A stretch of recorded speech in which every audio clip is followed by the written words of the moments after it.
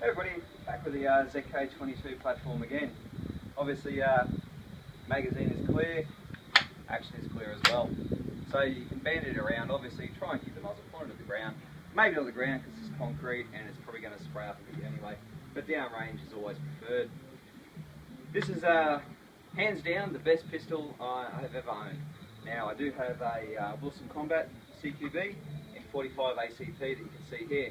Obviously it's not loaded, oh it is loaded, but no round in the chamber, got the mag, you can check it, she's clear. And despite what people say, you can dry fire a 45, I don't like it, I don't dry fire any particular firearm. Now this one here for example is a Wilson Combat CQB. It has a checkered back grip here and the front strap. Starburst grips, I did get some fancy ones with a snake on it, they did look better. But you just can't, you can't beat the grip that these provide. The other ones are a bit slippery. Pardon me, you get a bit of sweat on your hands and so forth. It moved around a little bit. Plus when you were shooting, it did actually move, just simply based on the fact the grips are slippery.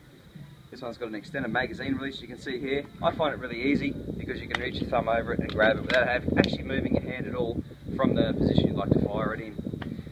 This one here obviously is designed to be carried, cocked and locked.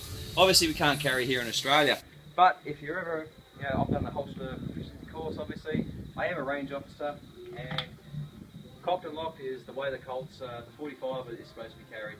That's hands down the best way to do it. However, that is also probably the most dangerous and is going to obviously get the most attention. So take it off, check the mag, down. But anyway, back onto ZK22.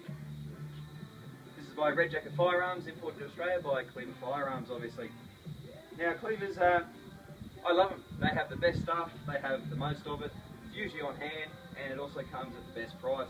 This particular setup here, as you can see, does come with the Dr. Red Dot sight with the LaRue Iron Dot Protector.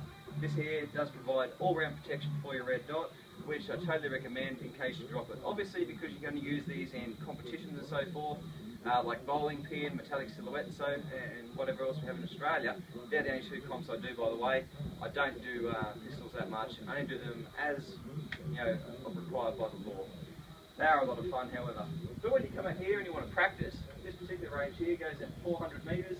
We've got little water bottles set up there at that's about 18 metres, and you've got some other targets there, some gongs. It goes all the way to 400 metres. It's actually a lot of fun. Put a scope on this, or the red dot, actually you can hit clays at 100 metres, no problem at all. It's really quite easy. Just give it about 3 inches holdover and pick your wind, but in first shot it's very repeatable.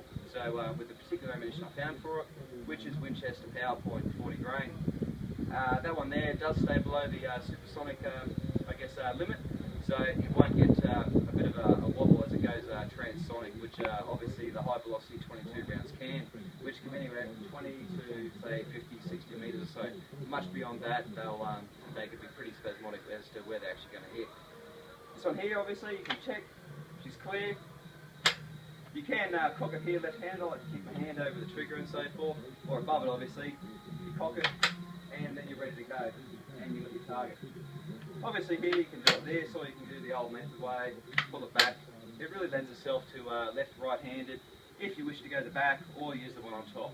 Preference, I prefer the one on top. Magazines I use for it, 2 magazines I got the Butler Creek here with the metal feed lips. As you can see there, has the metal feed lips, advertised as such. This thing, I got 3 of them, they don't feed, okay, this one holds 7 and it will feed 7 okay. You put 10 in there, it'll jam on the 9th, the 8th and so forth, till you get to 7, then it will fire pretty good. Basically the spring inside, which is actually some sort of wound up metal, there's no spring at the bottom, wound up metal, it just doesn't seem to feed from anywhere beyond 7. But it is handy in this particular platform. As you can see here, you can insert it, you can grab it, and to get it out, basically you just grab it out. Whereas if you use, say, for example, the Ruger 10-round rotary magazine, which this one is loaded, you can put it in. It is hard to get out though. What I would recommend, not so much getting in is easy, but getting out, basically sometimes you've got enough lube there, it'll drop out like so.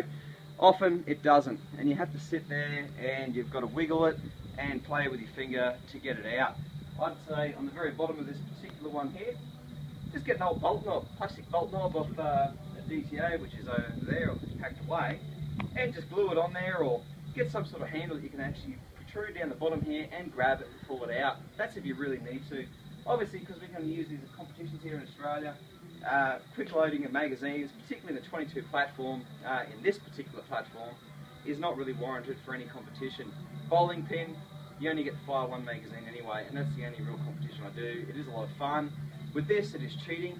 The bullets do come out at a higher velocity, obviously with a 16.5-inch rifle barrel in there. This one in particular is a bull barrel, and it does have a muzzle brake on the end by Taxol, or Tactical Solutions, supplied once again by Cleveland Firearms. This is to tame the vicious recoil of a 22, because this thing kicks like a mule. It's really, really bad. No, it's not really. It's actually quite easy. Not hard at all. But it certainly looks better, gives you a bit of a flash at night. It's a lot of fun. Tell you what, we'll shoot that going over there at 25. 25 is child's play for this particular platform, but it's about as far as I can see. Yeah, at night obviously. And the wind is blowing a lot. You probably can't tell, but it's about 25, 35 knots here at the moment. We are expecting rain, except I'm not sure whether it's actually going to come in. With the magazine, when you push it in, you've got to make sure it goes in, nice and hard. Push it in, have a close look, make sure these two areas here are actually level with each other.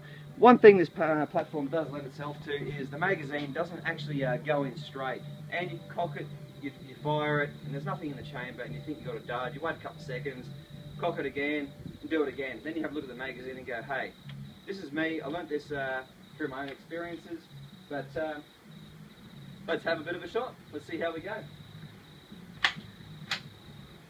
There, and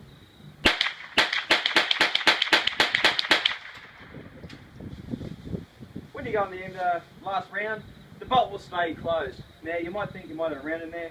You pull it back, confirm. You can see there's no round in there. That's all pretty good. Now I don't like to leave a firearm in the cock position, so pull the bolt back a little bit, pull the trigger, and it'll actually fire without jumping on an empty chamber. It's pretty bad for a 22.